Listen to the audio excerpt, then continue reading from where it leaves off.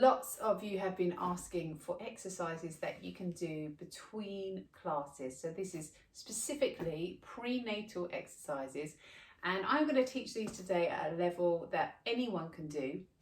In my classes, I tend to teach in a what I call a layered way anyway, because I might find someone is in their first trimester but perhaps struggling with nausea. I might have someone in their last few weeks that really is struggling just to move, but with that pelvic pain, but we might need a slightly different focus for that individual. And then I might have people who are around 25 to 30 weeks who can still do quite a lot of stuff, but obviously we need to make considerable modifications.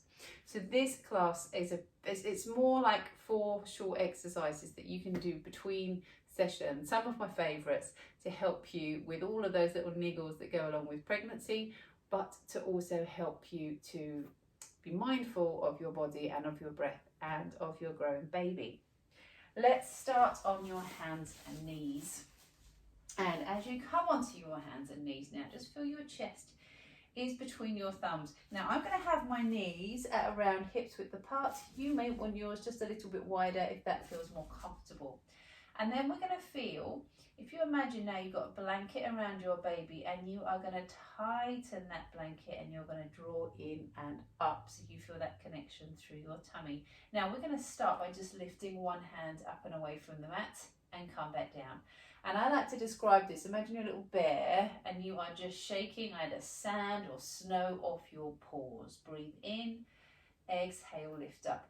Notice that transfer of weight from shoulder to shoulder, from one side of the abdominals to the other. Breathe out, lift up. And then if you feel able to, you could add a little knee lift to that. Now, any issues with pelvis pain, you might find you want to leave that knee down on the floor, or you could even just take that foot out behind you. Up and in.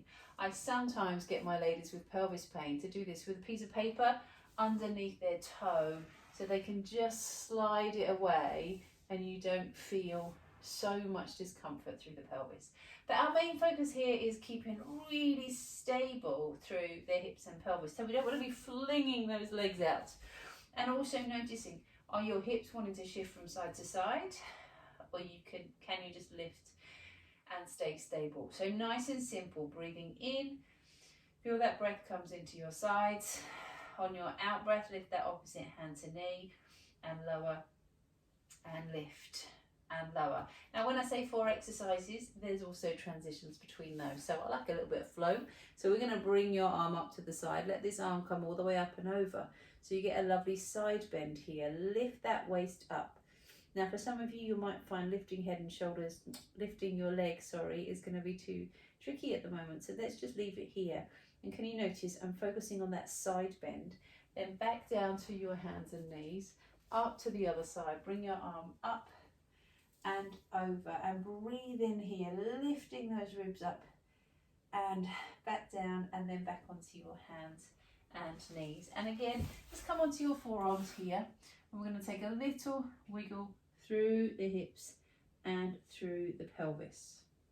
We transition to another exercise now, and I'm going to have my knees a little closer together. Now notice my back position. My weight's in my forearms. I'm going to try and keep that back quite straight here, and I'm going to slide one leg out and away and come back in. It's similar to the last exercise that we did, but here's the difference. We want to use this now to open up the hip. So we're going to slide the leg away and lift that leg up and come back down.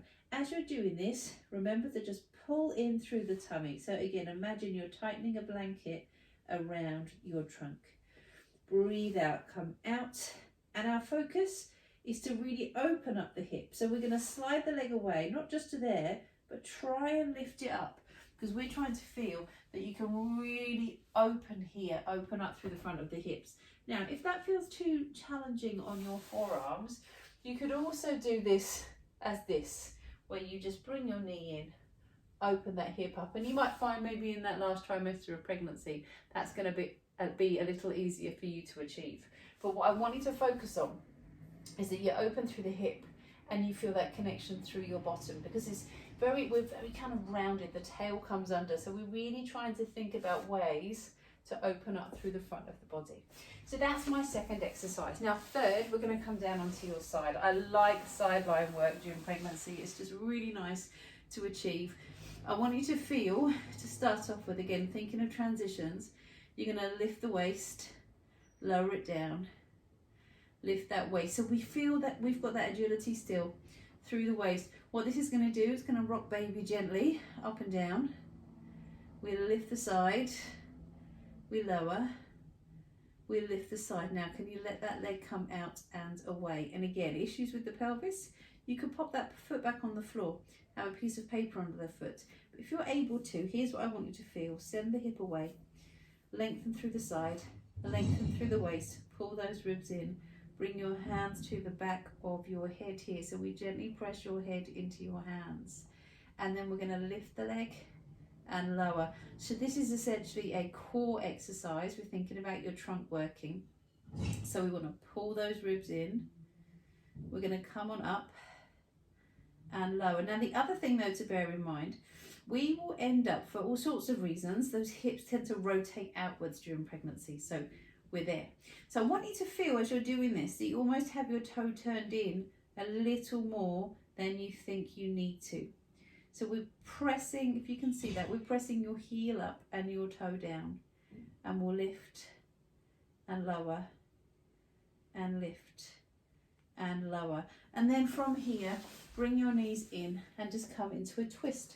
So breathe in, bring your arm across your body. We're going to gently open up through your chest and slowly come back through. And again from here, bring your arm in, open up through your chest. Now you could come all the way over if you want to, or just a small movement up through your side. And then come onto your forearm. And the last exercise of my 4 that I'm doing today, there are plenty more, but these are just 4 to get you started. Come to your forearm, send this leg out and away. Now I love this one because you can do it in different ways, different intensity. You can bring your hand onto the floor, and this gives you a little bit more stability, a little bit more to hold on to. Or to make it harder, you can bring your hand onto your hip, and we let that leg lift and we draw a little rainbow. Tap that toe in front, tap the heel behind. Oops, mine fall. Tap that toe in front, tap the heel behind. So you're working through the trunk, but you're also getting that work through your bottom and through the hip. Now if you bring your knees in, we're going to change sides, but I want you to squeeze your knees in towards each other. Come over to the middle, keep squeezing those knees and carefully come over to the other side, and we will come over to the other end of your mat and send this leg out and away. I've got my knee bent here for a bit of stability, so feel the outside of the foot is on the floor and the outside of that knee. And we started by just lifting the waist and coming down.